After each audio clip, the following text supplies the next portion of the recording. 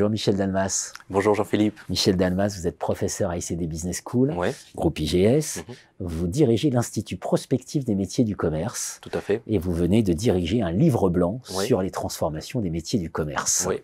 Alors on va discuter un petit peu de ce livre blanc ensemble.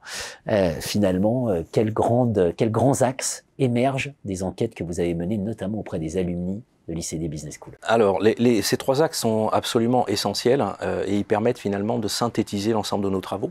Donc, nos travaux ont porté sur des entretiens d'experts et également des questionnaires qui ont été récupérés en suivant la méthodologie PM, prospective métier, qui a été mise en œuvre par Lins Squarneck depuis plusieurs décennies.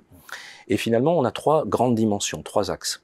Alors, le premier axe, en fait, concerne en fait l'environnement et le monde qui nous entoure. Donc ça, c'est vraiment le premier point.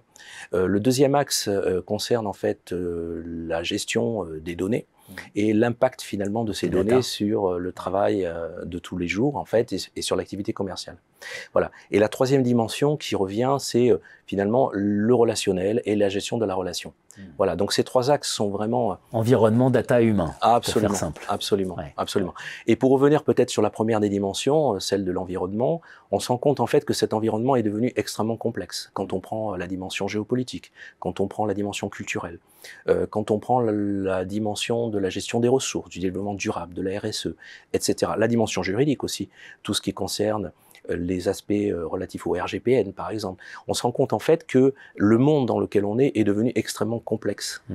Bien sûr, évidemment. Alors, ces scénarios, on ne va pas détailler 6 scénarios. Les vidéospectateurs iront consulter ce livre blanc. Mais ces scénarios, peut-être quelques éléments d'éclairage? Oui, alors en fait, tous ces travaux, enfin toutes ces discussions nous ont amené finalement à proposer 6 scénarios.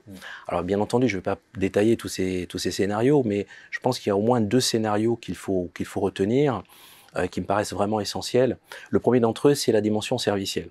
Alors, la notion de service en marketing n'est pas nouvelle, en fait. On sait très bien que, évidemment, le service est associé la plupart du temps à un produit, à une vente.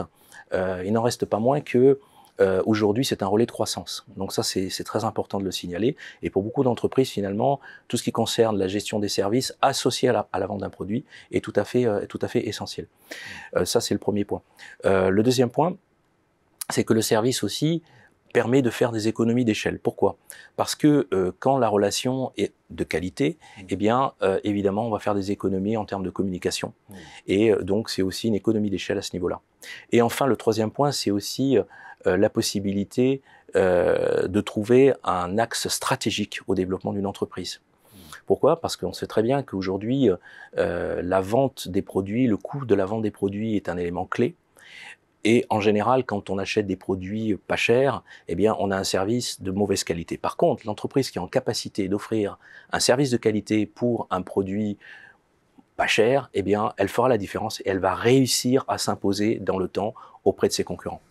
Un des grands enseignements, effectivement, c'est que Absolument. le service permet de repenser le commerce. Absolument. Et cet enseignement sur les économies d'échelle, il est assez révolutionnaire, hein, parce que oui. on a toujours pensé que dans le service, il n'y avait pas d'économie d'échelle, précisément. Absolument. Et finalement, si, il y en a un, parce que la relation permet des gains. Et de retrouver également la notion de bouche à oreille, qui est vraiment essentielle dans beaucoup d'activités, et plus qu'on ne le pense en fait.